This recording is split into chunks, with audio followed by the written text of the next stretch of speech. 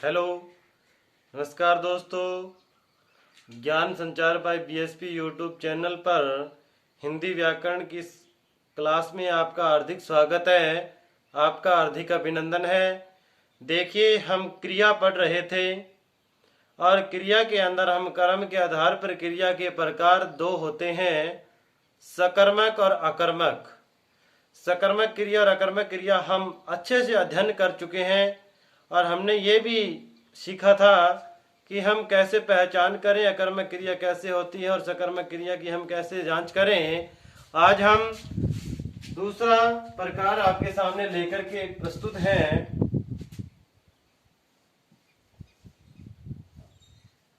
क्रिया और क्रिया का दूसरा प्रकार हम आपके सामने लेकर के प्रस्तुत हैं, प्रयोग व संरचना के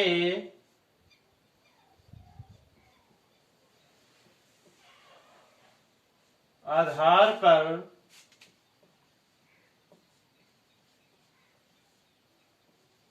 क्रिया के प्रकार। प्रयोग व संरचना के आधार पर क्रिया के प्रकार, यानी कि प्रयोग व संरचना के आधार पर क्रिया के प्रकार कितने होते हैं? प्रयोग व संरचना के आधार पर क्रिया के प्रकार होते हैं 8। कितने होते हैं? 8 होते हैं। देखिए, पहला है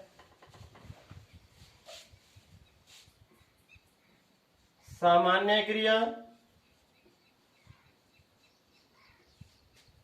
दूसरा है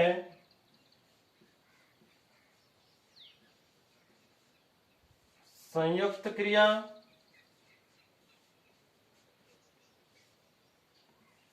तीसरा है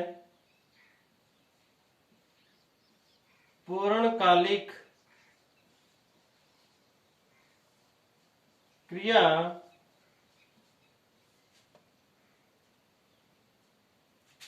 चौथा है प्रेरणार्थक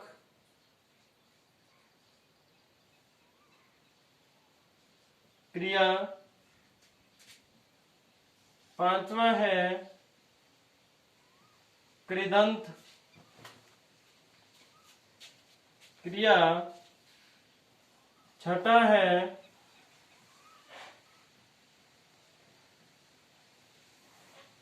नाम धातु क्रिया, सातवां है सहायक क्रिया और आठवां है सजातीय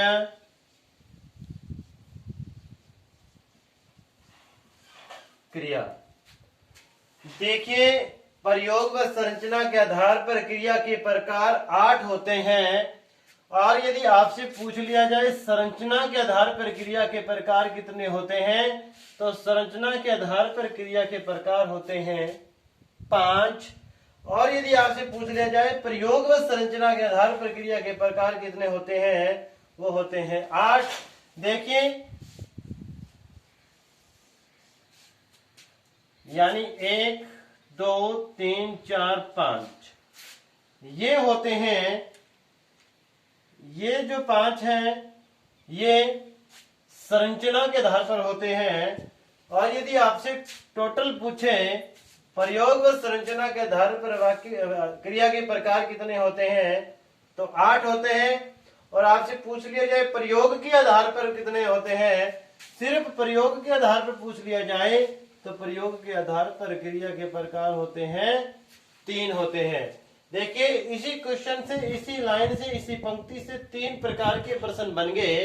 आपसे पूछ लिया जाए प्रयोग के आधार पर क्रिया के प्रकार 3 होते हैं, संरचना के आधार पर क्रिया के प्रकार 5 होते हैं। और यदि आपसे ये पूछ लिया जाए प्रयोग व संरचना के आधार पर क्रिया के प्रकार कितने होते हैं, तो 8 होते हैं। जो ये 3 है, सामान्य क्रिया, सहायक क्रिया और सजातीय क्रिया, ये तीनों की तीनों क्रियाएं प्रयोग के आधार पर क्रिया है, और ये 5 संरचना के आधार पर क्रिया है, और ये टोटल प्रयोग व संरचना के आधार पर क्रिया के प्रकार 8 हैं। हम इनके ऊपर एक एक के ऊपर विस्तृत वार्ता करेंगे। देखिए छोटा सा वीडियो बनेगा, इसमें ज्यादा मुश्किल नहीं है, छोटे छोटे थोड़ी थोड़ी पंक्तियां हम इसके अंदर पढ़ेंगे।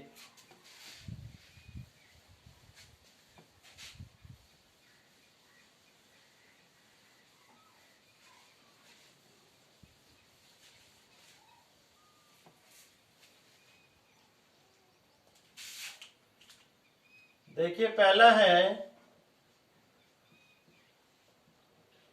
सामान्य क्रिया। इसमें क्या होता है, एक कार्य और एक क्रियापद, यानी इसके अंदर एक ही क्रियापद होते हैं और एक ही कार्य होता है। जैसे मोहन पुस्तक पढ़ता है, यानी पढ़ना क्या है, क्रिया है, कितनी है, एक।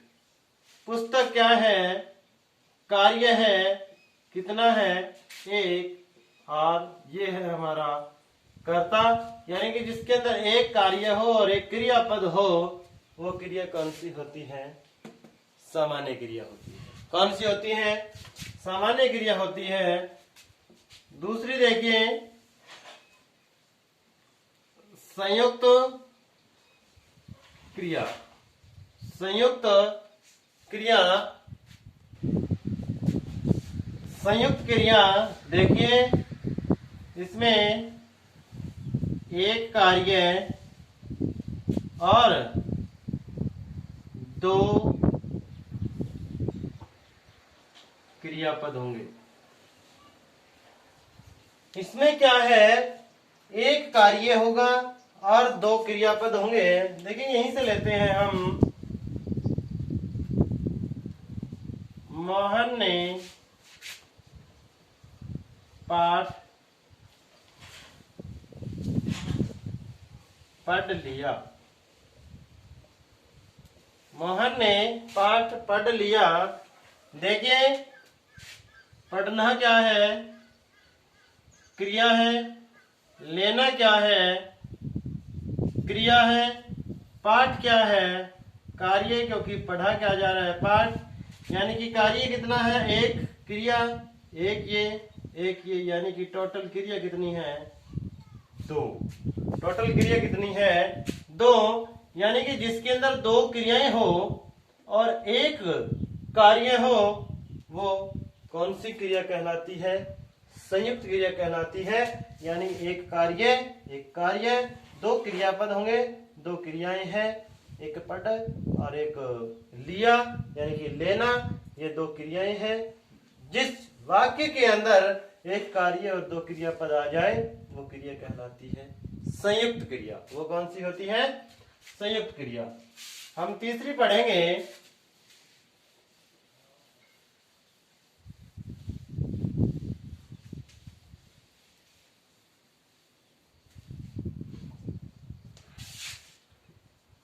तीसरी है पूर्णकालिक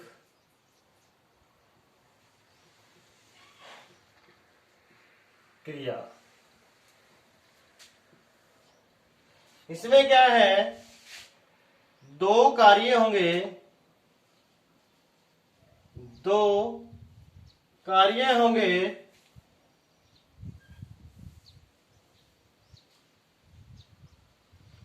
और एक क्रिया होगी। 2 कार्य होंगे और एक क्रिया होगी। देखिए पूर्णकालिक यानी कि 2 कार्य होंगे और 2 ही क्रिया होगी। जैसे, और इसमें क्या होगा, एक कार्य एक कार्य पहले पूर्ण हो चुका होगा। पूर्णकालिक क्रिया में क्या होता है, इसमें दो कार्य होते हैं और दो ही क्रियाएं होती है और एक कार्य पहले ही पूर्ण हो चुका होता है। जैसे मोहन पढ़कर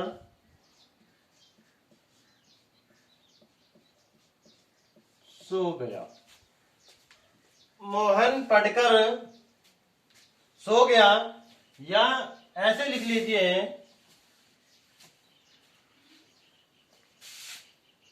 मोहन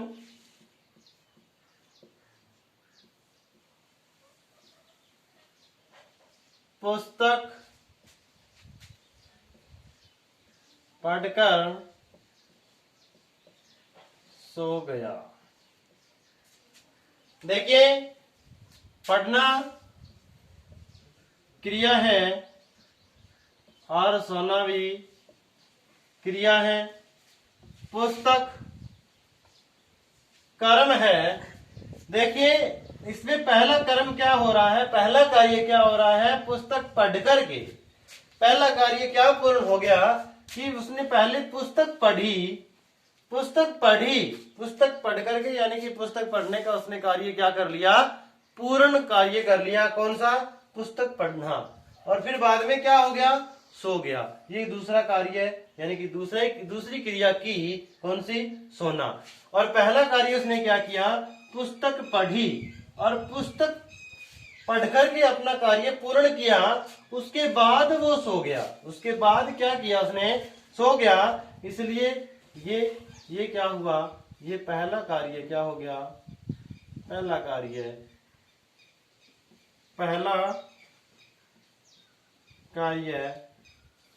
पूर्ण हो गया।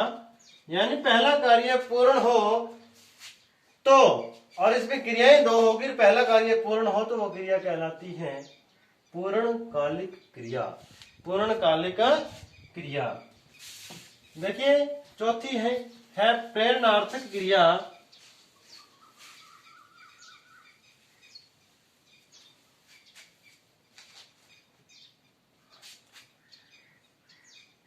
चौथी है प्रेरणार्थक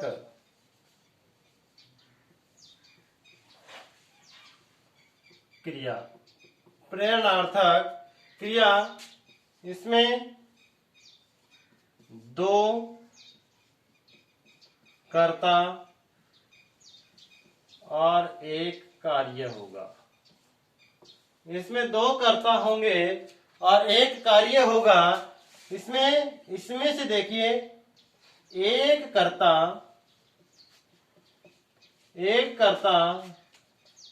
कार्य करेगा और दूसरा कर्ता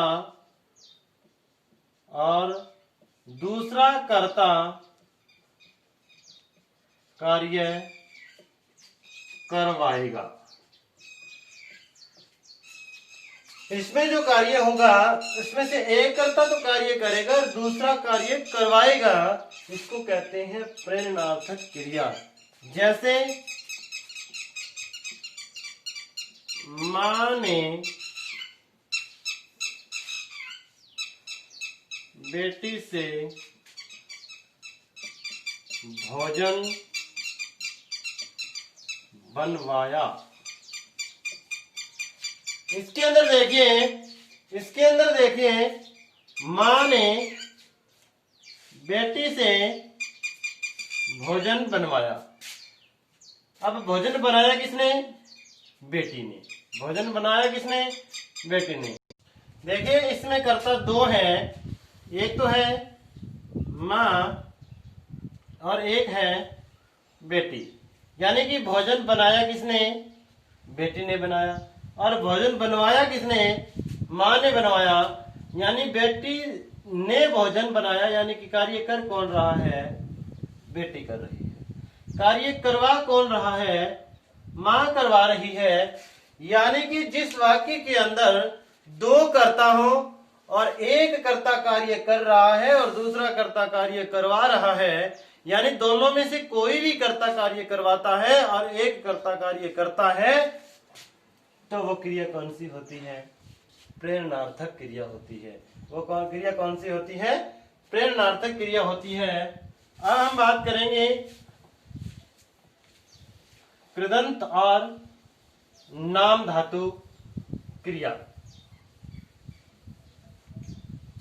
हम उसका तुलनात्मक अध्ययन करेंगे।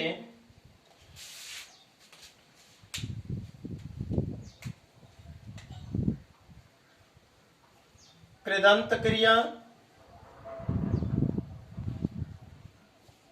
और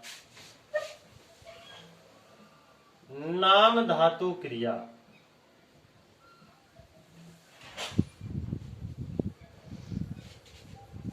कृदंत क्रिया और नाम धातु क्रिया।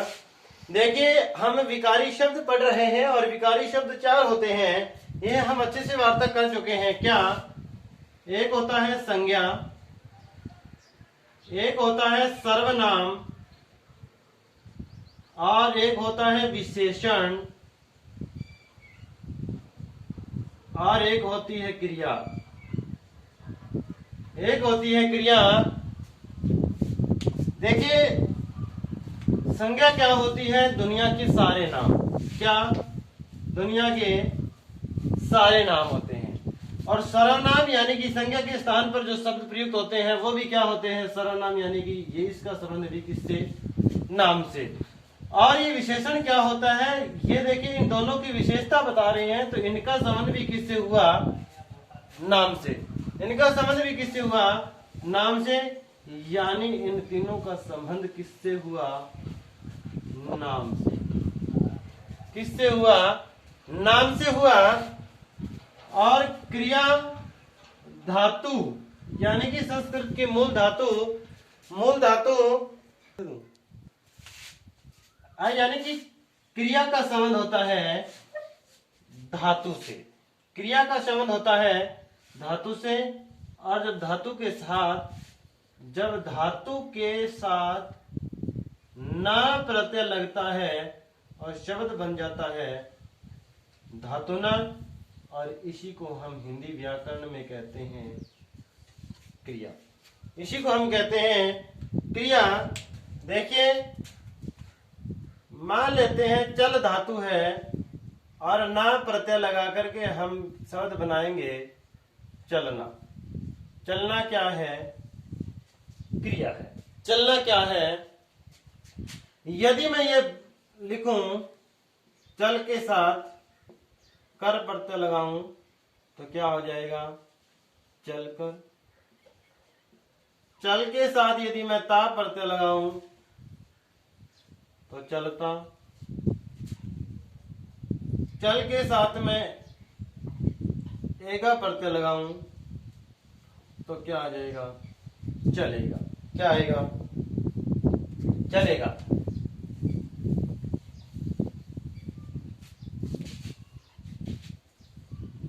हम पढ़ रहे थे कि जब धातु शब्द के साथ ना प्रत्यय लगता है तो शब्द धातु ना बनता है और इसी को हम क्रिया कहते हैं। क्या चलकर क्रिया नहीं है? क्या चलकर क्रिया नहीं है? चलकर भी ये भी तो कार्य किया जा रहा है, यानी ये भी तो क्रिया है। चलता, क्या ये क्रिया नहीं है? चलेगा, क्या ये भी क्रिया नहीं है? यानी ये भी क्रिया है, ये भी क्रिया है, ये भी क्रिया है। तो फिर ये इसमें और इसमें फर्क क्या है? जब चल के साथ ना प्रत्यय लगेगा तो शब्द बनेगा चलना, और जब किसी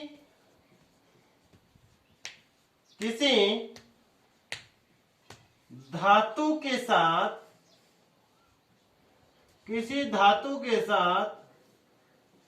ना प्रत्यय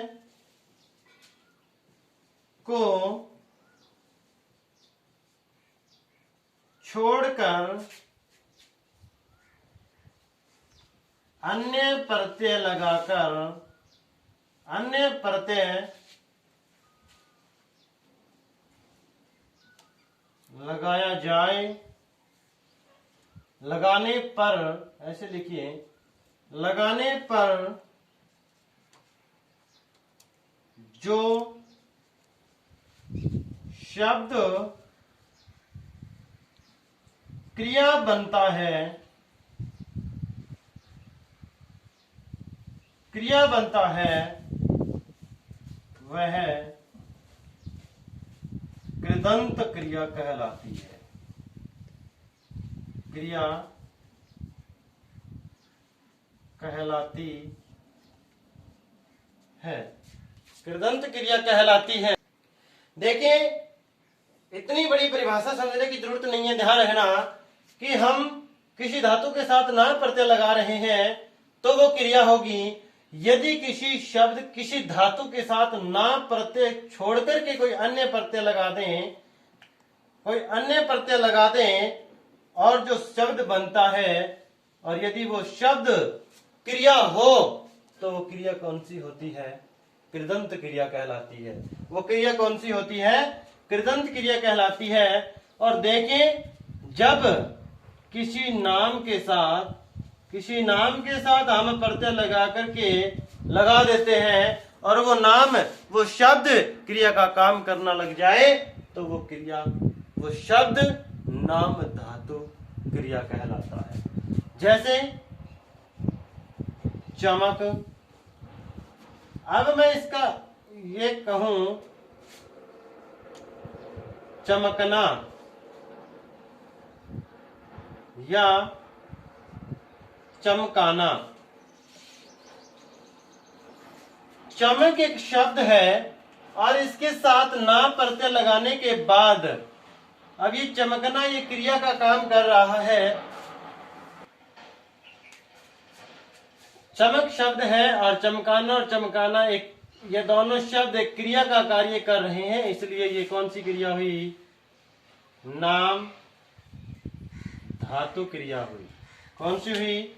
नाम धातु।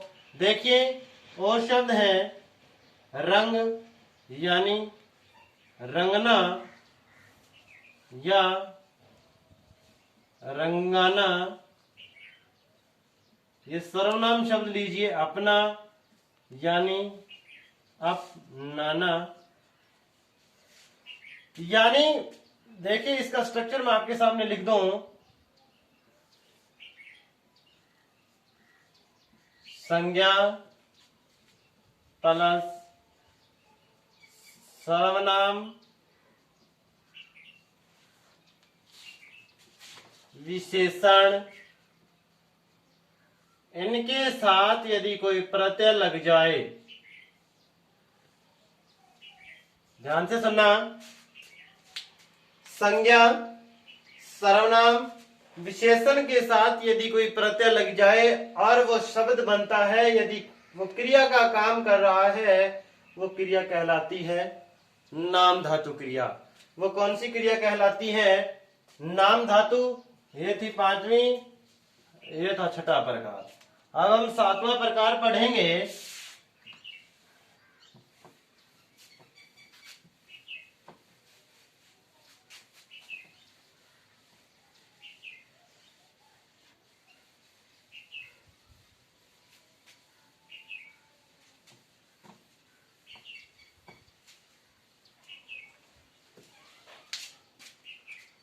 सातवां प्रकार है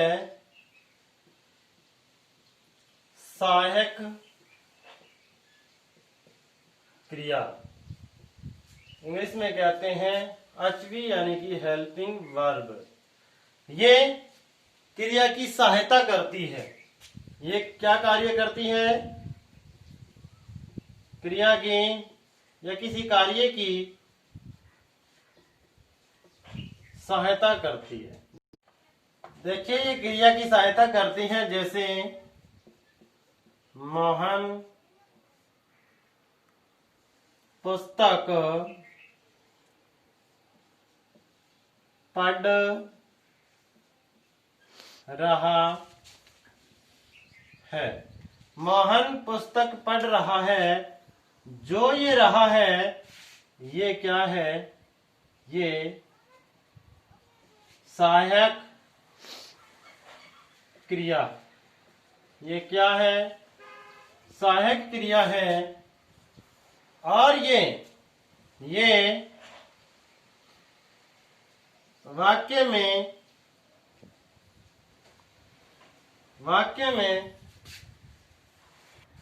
ये वाक्य में काल का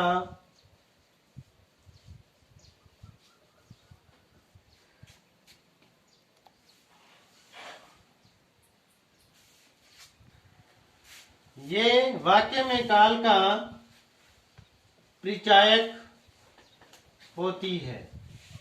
यानी ये जो ये सहायक क्रिया होती है ये वाक्य में काल का बोध कराती है कि ये काल कौन सा है, वर्तमान काल है या पूर्णकालिक वर्तमान काल है, कौन सा काल है। ये सहायक क्रिया रहा है, जैसे कि राधा खाना आती है, यहां है सहायक क्रिया है। देखिए अंतिम और आखिरी प्रयोग व संरचना के आधार पर क्रिया का प्रकार सजातीय क्रिया। आठवां है सजातीय क्रिया। यानी ये क्या होती है, ये समान जाति की क्रिया होती है। समान जाति की क्रिया को सजातीय क्रिया कहते हैं। जैसे